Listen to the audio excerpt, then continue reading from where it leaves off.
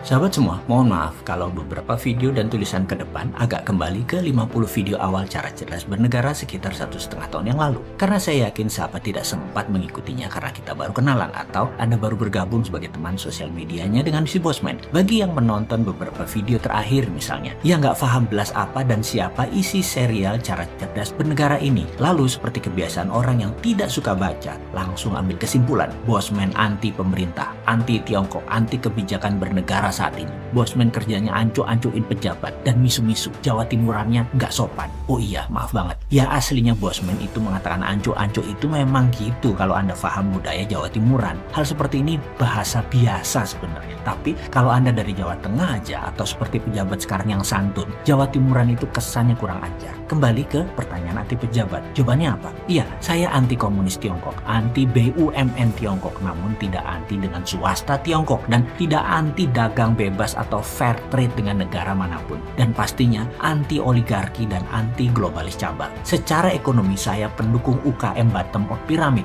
anti negara berbisnis, anti BUMN di bawah kementerian. Kembali ke serial cara cerdas bernegara. Maka ini semua adalah pelajaran Lemhanas dipopulerkan. Sahabat tidak perlu baca banyak buku atau ikut sekolah tersebut kalau memang belum mau jadi pejabat. Namun memahami bela negara adalah hak setiap warga negara. Maka pelajaran awal dari pemahaman bela negara adalah memahami apa itu nation, apa itu negara. Ingat, negara bukan pemerintah. Negara NKRI itu bukan milik pejabat atau seenaknya mengelola negara atas nama pemerintahan yang memenangi pemilu. Negara punya rakyat Indonesia. Negara bukan punya pemerintahan yang 5 tahunan berganti mengelola. Kita semua tahu bangsa Indonesia lahir terlebih dahulu sebelum negara NKRI berdiri, yaitu ketika Sumpah Pemuda tahun 1928. Barulah negara NKRI berdiri di tahun 1945. Dan pemerintahan, ya periode sekarang periode Pak Jokowi, itulah pemerintah. Karena itu segala hal mengenai kebijakan kalau merugikan atau ada kecenderungan merugikan negara, kita ingatkan dan itu adalah hak setiap warga negara. Caranya ada dengan demo teriak-teriak, ada lewat udara ala Bosman. Kalau warga negara punya hak maka nation, negara juga punya hak-hak tersebut disebut namanya nation right. Nation right lebih tinggi dari human right. Hal ini sering disalahartikan dan bisa disalahgunakan oleh pemerintahan yang otoritarian atau cenderung menggunakan kekuatan hukum untuk menghukum hal yang tidak sesuai dengan maunya kebijakan pemerintah. Tipis memang kekuatan demokrasi terpimpin Pancasila dengan demokrasi ala barat dengan bernegara otoritarian yang kebanyakan adalah komunis atau demokrasi yang dipelintir ala negara masing-masing. Singapura gitu-gitu bukan negara demokrasi 100% ala barat. Singapura punya gaya pemerintahan sendiri. Gak boleh beda dengan pejabat atau penguasanya rakyatnya. Mana ada sih yang berani teriak berbeda di Singapura? Malaysia sama juga, tipis-tipis dengan Singapura.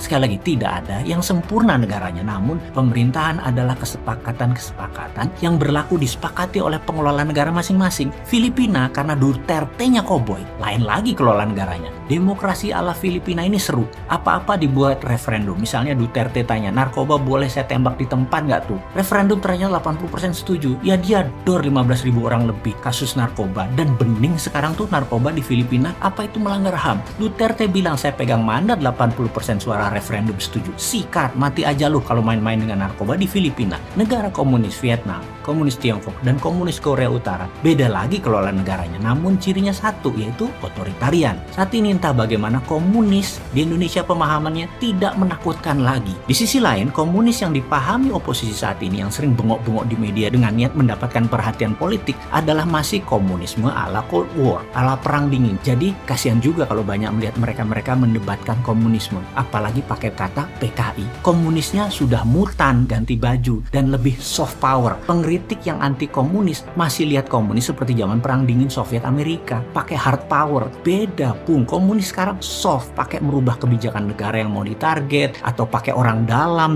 tanda petik. Perangnya beda, mainnya lebih cantik mereka sekarang. Jangan teriak model tahun 60-70-an zaman James Bond, zaman Cold War. Beda sekarang komunisnya. Yang menjabat sekarang Podo nggak pahame, karena itu kena jebakan dimainkan soft power. Lucu ya, yang mengkritik salah ilmu ketinggalan zaman, yang dikritik sama sekali nggak paham karena kesumpel cuan. Karena itu terlihat nggak nyambung kalau ngomong di media massa mainstream yang memang bukan solusi, tapi yang memang cari sensasi. Satu teriak PKI, yang satu kerjasama dengan negara komunis sebagai business as usual. Ini semua tidak akan terjadi kalau paham apa itu nation threat. Jadi apa itu ancaman bernegara? Kita tanya pejabat sekarang yuk. Ini perusahaan asing BUMN Tiongkok mengenduk tambang sumber daya alam di Sulawesi, masuk ancaman nasional apa tidak? Hutang negara setiap tahun naik, itu nation threat apa bukan? Impor yang tidak bisa terselesaikan selama 7 tahun menjabat ini yang naik terus kebutuhannya, itu nation threat bukan? Kalau bukan ya lanjutkan. Kalau ancaman mana solusinya? Ngomong-ngomong, adakah lembaga di negara ini yang menentukan ancaman saat ini ya di Indonesia? Kok nggak ada suaranya? Apa memang nggak ada atau tidak punya kemampuan bernegara?